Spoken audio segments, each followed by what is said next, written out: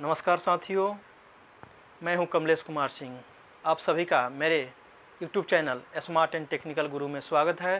साथियों, मैं अपने YouTube पर एप्लीकेशन, सामान्य अध्ययन, सामान्य ज्ञान तथा रेलवे के विभागीय परीक्षा से संबंधित वीडियो को अपलोड करता हूं।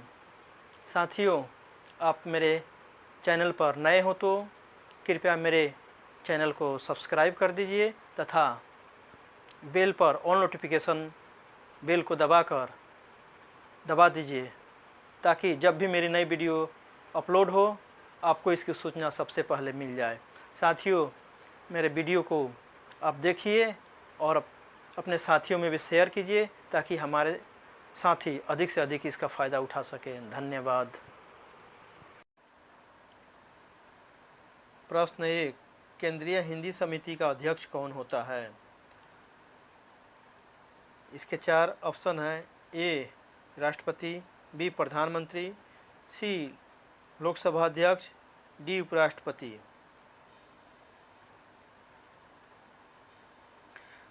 इसका सही उत्तर है बी प्रधानमंत्री।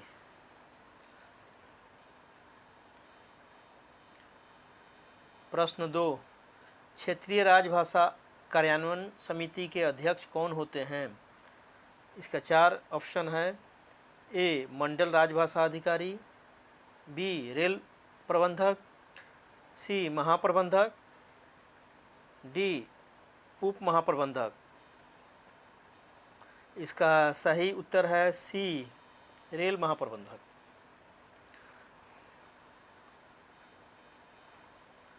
प्रश्न 3, भारतीय संविधान के 8वीं अनुसूची में निम्न में से कौन सी विदेशी भाषा शामिल है? इसके 4 ऑप्शन हैं। ए में अंग्रेजी, बी में नेपाली, सी में फ्रेंच, डी में रूसी। इसका सही उत्तर है बी नेपाली।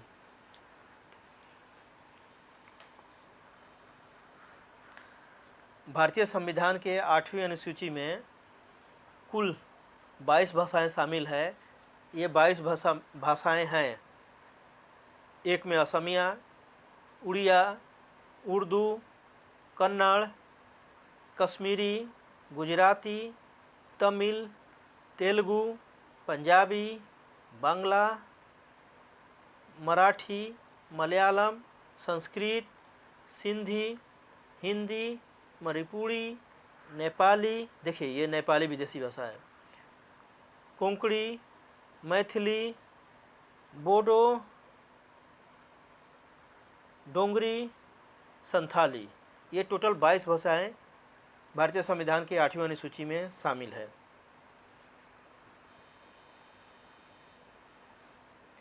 प्रश्न 4, राजभाषा आयोग के प्रथम अध्यक्ष कौन थे? इसके 4 ऑप्शन हैं।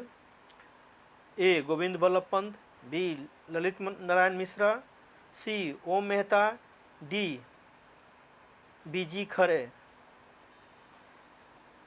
इसका सही उत्तर है डी बीजी खरे। बीजी खरे पहले महाराष्ट्र के मुख्यमंत्री थे। इनका पूरा नाम है बाल गंगाधर खरे।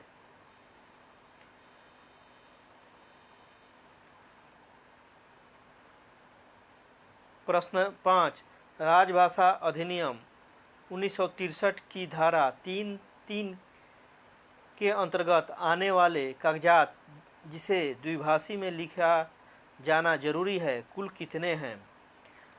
इसके ऑप्शन हैं। ए 12, बी 13, सी 14, डी 20। इसका सही आंसर है सी 14। राजभाषा अधिनियम 1963(3) के अंतर्गत द्विभाषी में लिखे जाने वाले 14 कागजात निम्न हैं।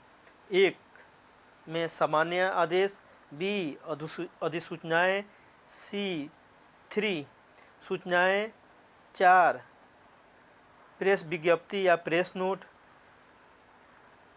5 संविदा, 6 करार, 7 लाइसेंस, 8 परमिट, 9 टेंडर फॉर्म और नोटिस, 10 संकल्प, 11 नियम, 12 संसद में प्रस्तुत सरकारी प्रलेख या कागजात, 13 संसद में प्रस्तुत सरकारी प्रशासनिक या अन्य रिपोर्ट, 14 प्रशासनिक या अन्य रिपोर्ट संसद में प्रस्तुत की गई रिपोर्ट के अलावा। तो ये 14 दस्तावेज हैं जिसे द्विभाषी में लिखना जरूरी है। प्रश्न 6, वर्ष 1976 में गठित संसदीय राजभाषा समिति के अध्यक्ष कौन थे? इसके 4 ऑप्शन हैं। ए ललित नारायण मिश्रा, बी ओम मेहता, सी बीजी खरे, डी गोविंद बल्लभ पंत। इसका सही आंसर है बी ओम मेहता। ध्यान रखने की बात यह है कि यहाँ पर संसदीय राजभाषा समिति के अध्यक्ष का नाम पूछा गया है, इसलिए इसका सही उत्तर ओम मेहता होगा। अगर राजभाषा आयोग के प्रथम अध्यक्ष का नाम पूछा जाता है तो बीजी खरे आंसर होता।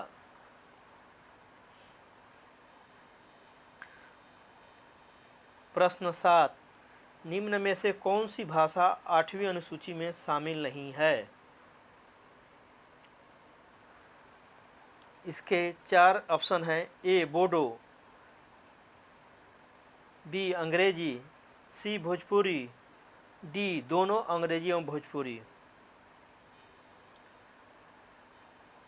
इसका सही आंसर है डी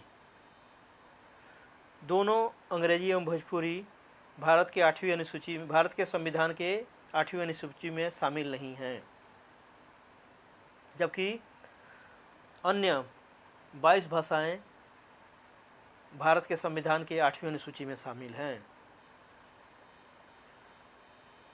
प्रश्न 8, हिंदी में काम करने वालों में से किसे लाल बहादुर शास्त्री पुरस्कार दिया जाता है?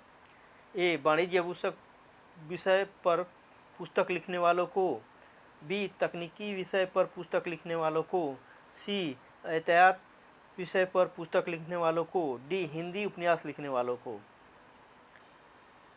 इसका सही उत्तर है बी तकनीकी विषय पर पुस्तक लिखने वालों को लाल बहादुर शास्त्री पुरस्कार दिया जाता है।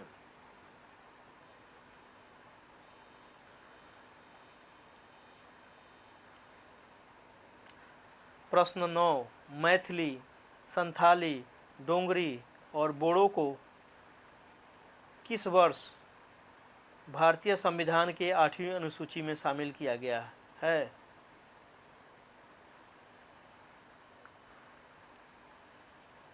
ए इसके 4 ऑप्शन हैं। ए में 2003, बी में 2004, सी में 2005, डी में 2006। इसका सही आंसर है वर्ष 2004 में इन 4 भाषाओं को शामिल किया गया था। इसके पहले 2 बार और भाषाओं को शामिल किया गया है। मूल रूप से 8वीं अनुसूची में 14 भाषा थी, उसके बाद पुनः 4 भाषा को शामिल किया गया तो 18 भाषाएं हो गई। फिर 2004 में 4 भाषाओं को शामिल किया गया तो भारत की 8वीं अनुसूची में अभी कुल 22 भाषाएं हैं।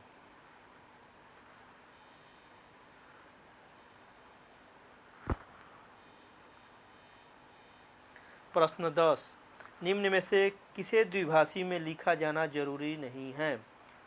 इसके 4 ऑप्शन हैं।